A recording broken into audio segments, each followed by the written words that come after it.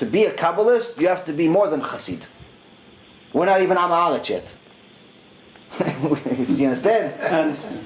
So that's the reality. I'll give you an understanding of, like, it's not just Kabbalah, it's like the wisdom of the sages is beyond our comprehension. So to give you small understanding, there is a Maharil Diskin, story about Maharil Diskin. It's a major tzaddik, huge chacham, but not regular wisdom. Like we think chacham is like someone that maybe remembers a few books by heart, or someone that speaks a bunch of languages. That's what we think is a chacham. The Maharil Diskin was known as someone that can look at a tree and within a few moments he knows exactly how many leaves are on the tree. Amazing. So some people didn't believe it. So one time a student asked the Rabbi, how many leaves are on this tree? And the Rabbi looked at the tree and he gave him some big number. So then the Rabbi left, and the students were talking amongst each other like, yeah, but how do we know he's right? Like he just said a big number. Like we didn't actually count the leaves. How do we know he's right? So one of the students was clever. He's like, okay, you know what? This is what I'm going to do. I'm going to take off 10 leaves. I mean, there's 50,000 leaves here, he said. He has 47,812 leaves. I'm going to take off 10 leaves. I'm going to take off 5 leaves. Let's see if he gives us the same number again. So they took off the leaves. The rabbi came back a little later. Like, oh, Rabbi, can you remind me, how many leaves are on this tree? He goes, oh, it's the same number I gave you before, minus 10. Amazing. Wow. Wow. You understand? So that is Chokhmat Chazal. That is a wisdom that's to us beyond nature. Beyond nature. So when you talk about Kabbalah and people that deal with Kabbalah, these are people that are not just smart. These are people that they can change nature. They do things that are unnatural. I have a friend who's an Avrech with the same kollel as Rav Ephraim. He doesn't do it often, but he knows a little bit of Kabbalah. He's able to bend metal with his mind. Like you take a spoon, you look at the spoon would bend. Wow. But you only show it to people that know him really well, that he studies with them all day. He doesn't go and, a circus show. Now, he doesn't do it in front of people because even though he can make money off of it or this, that's not for that. People that really know Kabbalah, which there's very, very few, they don't deal with it for that. They do things to show the power of Hashem. It has nothing to do with them. They're humble people, they're pure people. So, all of these people that are running this multi-billion-dollar operation, Kabbalah Center, or selling the books, first of all, a lot of them are not even Jewish. Oh, really? Yeah, a lot of them are not even Jewish. Bechlal, nothing. They're not even Jewish. Then you have other ones that are Jewish, but they're kofrim. They're complete heretics. They don't follow, they don't keep Shabbat, they don't keep nothing. So, it's all capitalism. It's all money.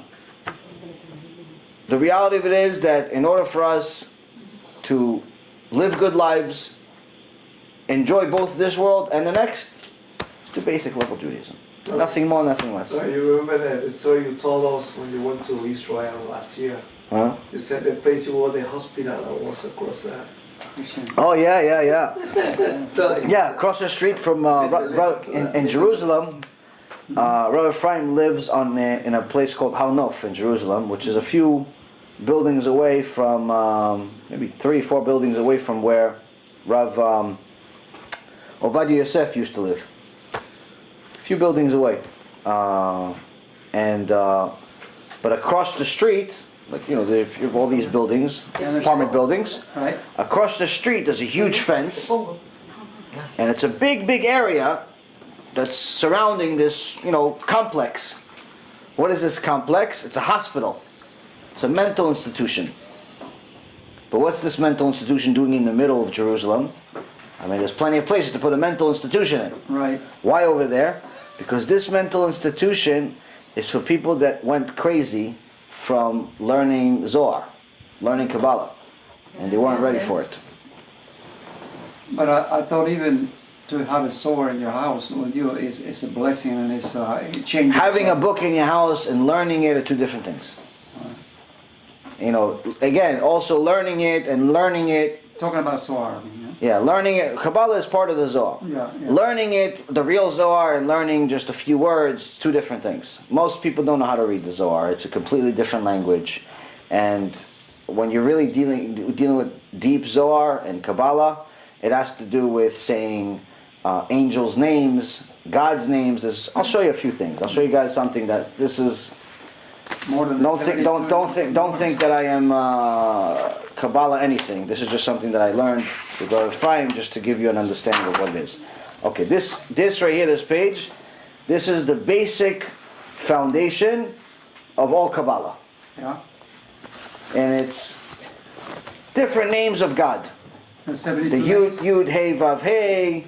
Then you spell out the word Yud, and then spell out the word Hey, and so on. It's the basic level, basic foundation of all Kabbalah. Based on the 72 names? Yeah, to some extent, I guess, yes. Now, this is completely illegible, not to me and to anyone else. But if you delve into things like this, and you're not ready, you start saying God's name, and you're not ready to say the certain name, or you start saying one of his angels' names, and your soul is not pure enough to say that name, that angel will hurt you. Oof. He'll take it offensively. Who are you to say my name? Wow.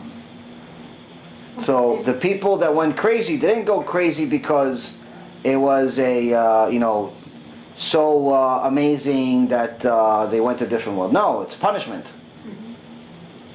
You have to be an ultra pure soul to learn Kabbalah. You have to be ultra pure soul to learn Zohar. It's not for everyone. Yes, there are basic things you can learn from the Zohar, like things that it says, that we even mention in lectures. You know, things that it says, commentary that it says about Parashat Shavua, commentary that it says about certain halachot, commentary that says about certain things that have to do with day-to-day life. Yes. There are certain things you can learn, and there are certain things that certain rabbis teach. Very basic stuff. But it's like very, very basic stuff. Honestly, for anyone that likes mystical stuff, I have a student, his name is Sunny, I think I mentioned him earlier. He loves mystical stuff. And really, if somebody likes the mystical stuff, they don't need to go to the Zohar. Gemara has more mystical stuff than you can imagine. Go to the Gemara. If not that, you want something simpler, go to the Midrash. The real commentary behind the scenes of what happened in the Torah. It's called the Midrash. It's huge. It's endless, hundreds of books. It's better than any comic book you'll ever read.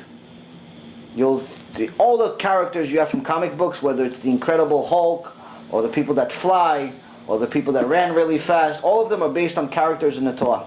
Matter of fact, a big part of them is the 12 tribes. So people that like mystical stuff, they have it. They have it in a basic level Torah. You don't need to go to a place like the Zohar or the Kabbalah and put your life in risk for something that you're probably not going to understand anyway. And if you understand it, it's a problem. Because if you understand it but you're not ready for it, it could be a problem. It's a Naphtali, no? Naphtali was the one that was fast.